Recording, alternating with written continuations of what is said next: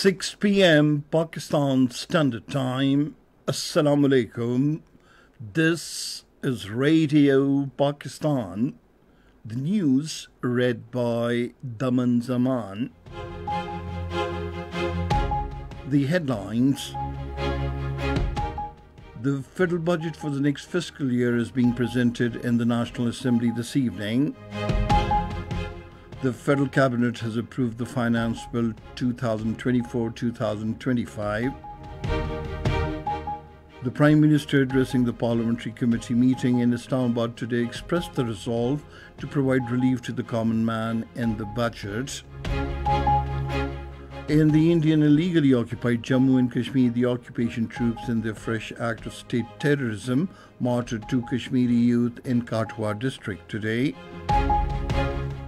41 people have been killed in a fire incident in Kuwait. In the ICC T20 World Cup 2024, India will take on the United States in New York today. And now the news in detail. The federal budget for the next fiscal year is being presented in the National Assembly today. The Finance Minister Mohammad Aurangzeb will present the budget in the House.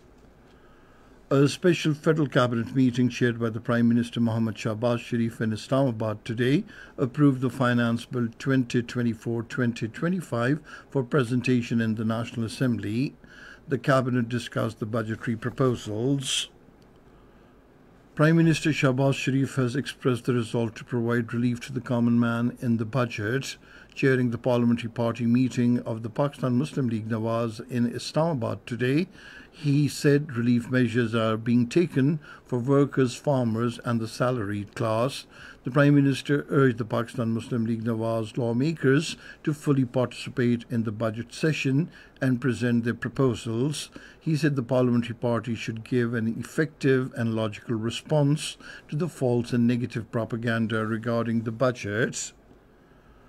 The committee constituted to reduce the government's expenditures has recommended to close, merge or hand over some government departments to provinces, introduce a contributory pension mechanism for newly appointed employees and abolish the vacancies lying vacant for over a year.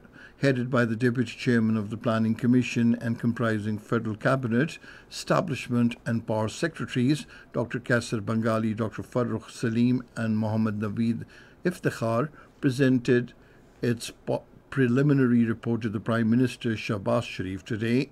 The committee has made short and medium-term recommendations for reduction in the government's expenses and the size of the infrastructure. The session of the Senate will be held at the Parliament House in Islamabad this evening. The Finance Minister will lay a copy of the Finance Bill 2024-25 before the House. The Punjab budget for the next fiscal year will be presented in the Provincial Assembly, Lahore, tomorrow. The Finance Minister, Mian Mushtaba Shuja ur Rahman, will present the budget. The Prime Minister Mohammad Shahbaz Sharif has directed the authorities concerned to build a health tower of international standard in Islamabad to house hospitals, medical and nursing universities, modern laboratories and diagnostic centers. Presiding over a meeting in Islamabad today, he instructed to formulate a strategy to build the tower through public-private partnership. Highlighting the significant responsibilities of the health sector to save human lives, the Prime Minister expressed his concern about the reported new polio cases in the country. He expressed his resolve to eliminate the disease by utilizing all-out resources in collaboration with partners. Moreover, the work on a revised National Action Plan 2025-2030 has been started to control the population growth. The participants of the meeting were told that a strategy for insulin manufacturing in the country is being formulated.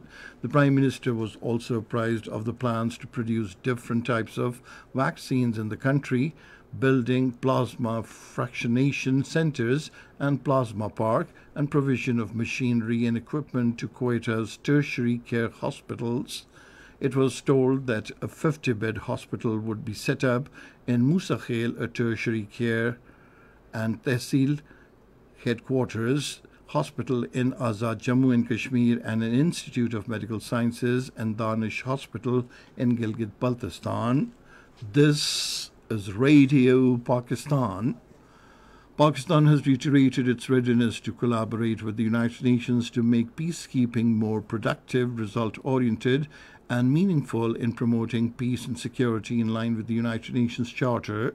This was stated by Pakistan's permanent representative to the United Nations, Munir Akram, while welcoming a delegation comprising heads of military components conference that visited Pakistan mission for a briefing on Pakistan's contribution to the United Nations peacekeeping. Munir Akram said peacekeeping must be a part of broader political strategy aimed at addressing the root causes of conflicts and violence. In the Indian illegally occupied Jammu and Kashmir, the occupation troops in their fresh act of state terrorism martyred two Kashmiri youth and injured one in Katwa district today. The youth were martyred during a cordon and search operation in Sada Sukhal, Hiranagar area. The Indian troops also arrested dozens of youth during cordon and search operations in different areas of Raisi, Rajouri, Punch, Samba, Katwa, and Doda districts. The ongoing military violence has sparked calls for international intervention to address the Kashmir dispute, with posters in Srinagar and surrounding areas. The posters hailed the resilience of the Kashmiri people and called for open defiance against Indian rule. In Kuwait, at least 41 people were killed in a fire that engulfed a building housing workers in Mangaf city of southern Ahmadi Governorate. In a statement, the Deputy Prime Minister and the Minister for Defence, Sheikh Fahad Yusuf Saud al-Sabah, said the incident is being probed.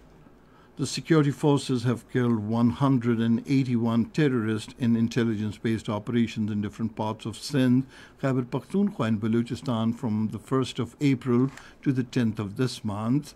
The timely response of the security forces foiled the sordid designs of the banned Tehreek-e-Taliban Pakistan. Moreover, infiltration attempts were also foiled in Bajor, Dir and Chitral due to the intelligence-based information. The Organization of Islamic Cooperation has welcomed the United Nations Security Council resolution calling for an immediate ceasefire in the Gaza Strip.